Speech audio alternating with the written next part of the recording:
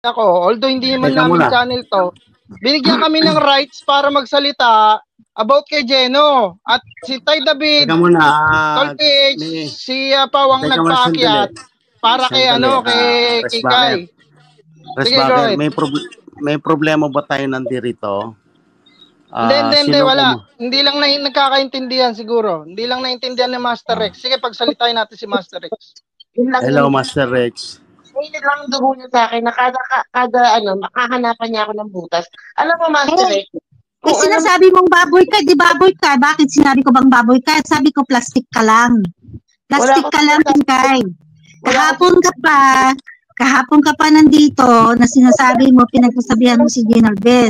Naayos na yon. Okay, kung ang title nyo si General Ben, okay, fine. Pero ilang oras nyo? Sino ba talaga ang kaaway nyo dito? Yun lang tanong ko. Sino ba talaga? Basahin mo yung title. Nakalimutan mo yun. Para walang gulo, sorry, Master Rex. Hindi, bababa na lang muna kami dito. Sige, sorry.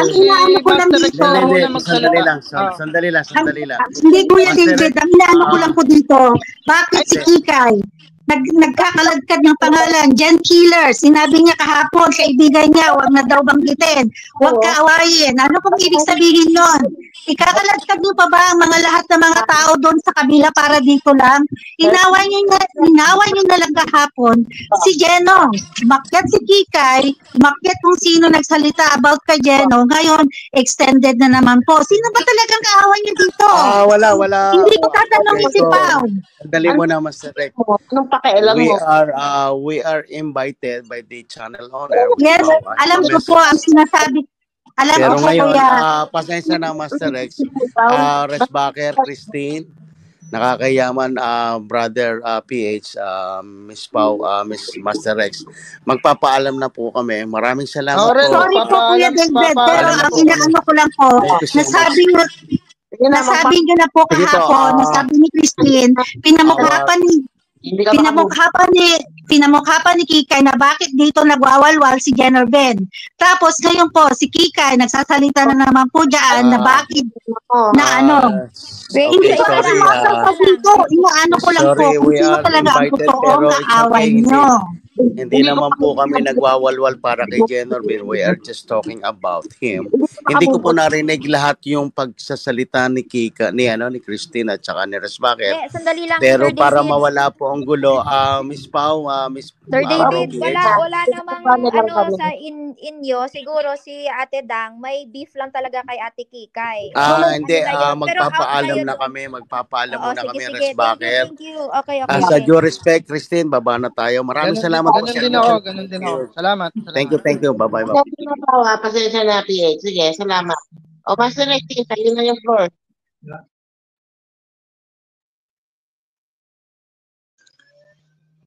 Alam mo, Pao, hindi naman ako nakikisaw-saw sa mga topic nyo dito. Pero, kahapon, nadinig nyo, umakyat si Kikay. No? Sinabi niya lahat ang gusto niya sabihin kay Jeno. Oh, okay, napakinggan natin lahat. Si Resbacker, fine. Nailabas niya lahat ng mga sama ng loob niya. Ganon din si Kuya David, fine. Ang dami na nakakaano kay Jeno. Hindi ko binabaw si Jeno dito. May sarili siyang problema, intindihin nyo. May sarili kayong problema, mag-intindihan kayo. Ganon lang po. Sinabi ni Kikay kahapon, bakit daw umaakyat si Jeno dito? Winawalwal niya, sinasabi niya ang problema niya. Bakit ngayon umaakyat sila?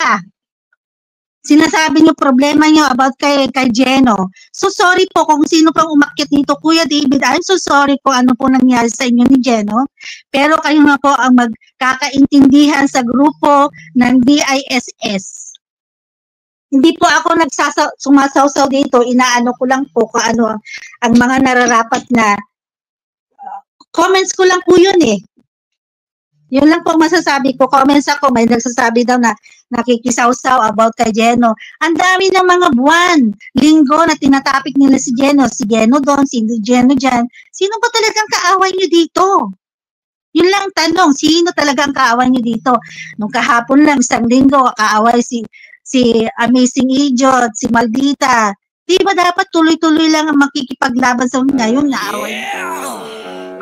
para sa mga kupal na epal.